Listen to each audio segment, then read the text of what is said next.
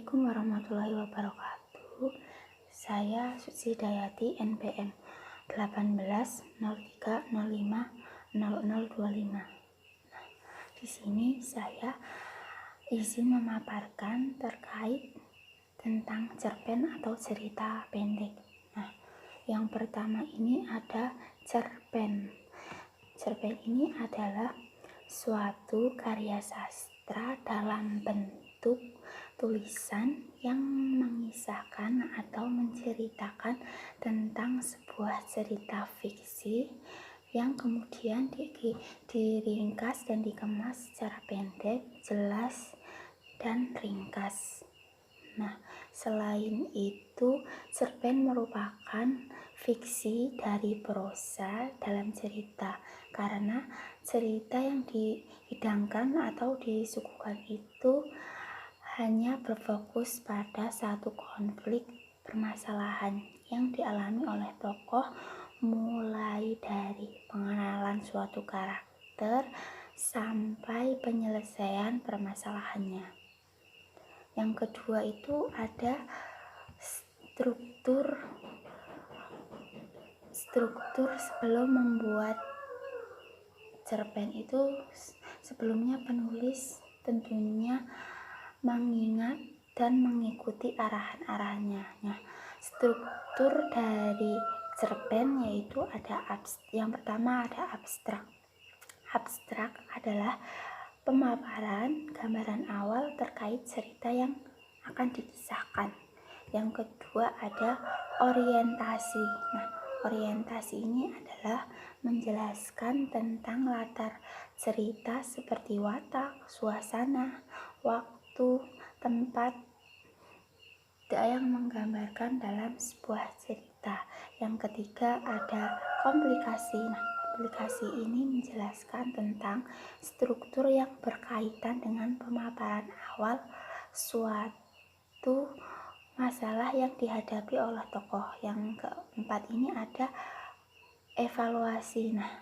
Evaluasi ini terjadinya konflik masalah yang memuncak dan dapat diselesaikannya. Yang kelima ada resolusi.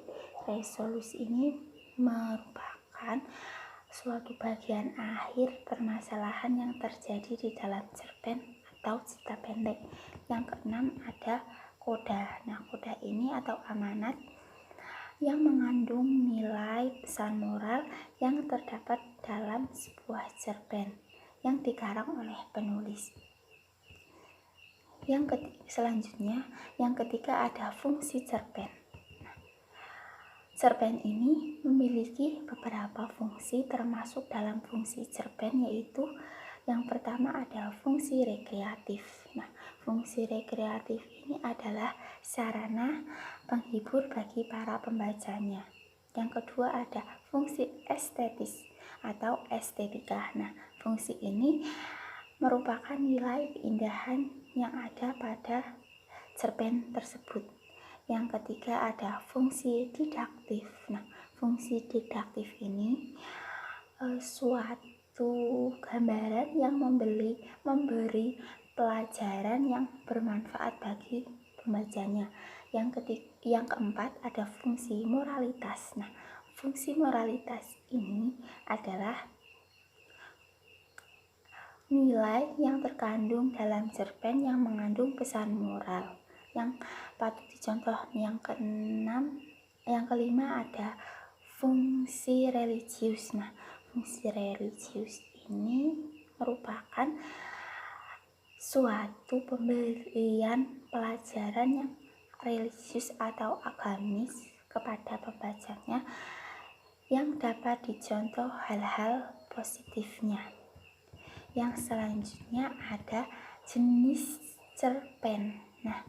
Beberapa jenis dari cerita pendek atau cerpen yang biasanya ditulis oleh penulis yaitu yang pertama ada cerita pendek, yang kedua ada cerita sedang, yang ketiga ada cerita panjang. Cerita pendek yang pertama cerita pendek ini yaitu jenis cerita yang isinya kurang dari 10.000 kata panjangnya. Yang kedua itu cerpen sedang. Cerpen sedang ini biasanya digunakan untuk menjelaskan cerita dengan lebih mendetail atau terperinci. Yang ketiga, cerpen panjang. Cerpen panjang ini yaitu bagian pembukanya dan bagian penutup dalam cerita ini cukup panjang dan detail. Biasanya cerpen panjang ini jarang dituliskan di buku pelajaran kelas SD, khususnya kelas rendah. Yang selanjutnya ada unsur intrinsik di dalam cerpen. Unsur intrinsik ini akan membangun sebuah cerita yang ingin disampaikan oleh pengarang atau penulisnya. Unsur intrinsik yang pertama ada tema. Tema ini adalah unsur utama yang ada di dalam cerpen atau pokok bahasan yang akan diceritakan. Yang selanjutnya yang kedua ada alur atau plot. Ini merupakan urutan sebuah peristiwa. Alur cerita pun ada pengenalan suatu masalah, konflik masalah, serta adanya penyelesaiannya juga. Dan di alur ini juga terdapat alur maju, alur mundur, dan alur campuran. Yang ketiga ada setting. Setting ini menjelaskan mengenai latar atau tempat, waktu, dan suasana yang terjadi di dalam cerpen.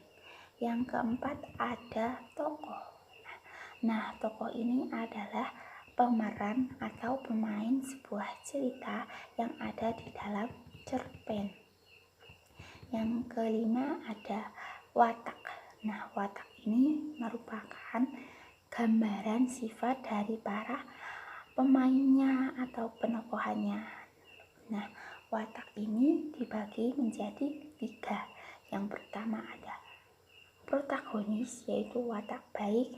Yang kedua ada antagonis, watak jahat. Dan yang ketiga watak netral antara watak protagonis dan watak antagonis. Yang ketujuh ada sudut pandang. Sudut pandang ini cara pandang pengarang saat menceritakan kisah pada sebuah cerita pendek atau cerita. Sudut pandang orang pertama terdiri dari pelaku utama dan juga terdapat sudut pandang orang ketiga. Yang selanjutnya ada unsur ekstrinsik. Dalam cerpen atau cerita pendek ini terdapat unsur ekstrinsiknya sebagai pendukung dari unsur intrinsiknya untuk mengenalkan isi dari cerpen sebelum membaca. Yang pertama itu unsur ekstrinsiknya ada latar belakang masyarakat. Yang kedua ada biografi. Yang ketiga terdapat latar belakang dari pengarang atau latar belakang dari penulis. Yang keempat ada nilai-nilai yang terkandung di dalam cerpen. Ada nilai moral, nilai budaya, nilai agama, dan juga nilai sosial masyarakat. Yang selanjutnya ada ciri-ciri karakteristik cerpen. Ciri-ciri cerpen ini yang pertama, panjang karangannya atau karyanya itu kurang lebih 3-10 halaman atau kurang dari 10.000 kata. Yang kedua, ceritanya singkat, pendek, padat, dan berarti, dan lebih pendek daripada sebuah karya novel. Yang ketiga, ceritanya fiktif dan rekaan atau fantastis. Yang keempat ada penggunaan kata-katanya sangat ekonomis dan hemat waktu. Yang selanjutnya ada kaidah kebahasaan. Kaidah kebahasaan ini yang pertama, Bahasa yang digunakan tidak baku dan tidak formal. Yang kedua, biasanya menggunakan gaya bahasa yang bersifat konotasi. Yang ketiga, menggunakan kalimat langsung dan juga tidak langsung untuk penulis dalam percakapan di dalam cerpen. Yang kelima, ada membuat kebahasaannya itu membuat kata sifat yang mendeskripsikan pelaku secara sederhana.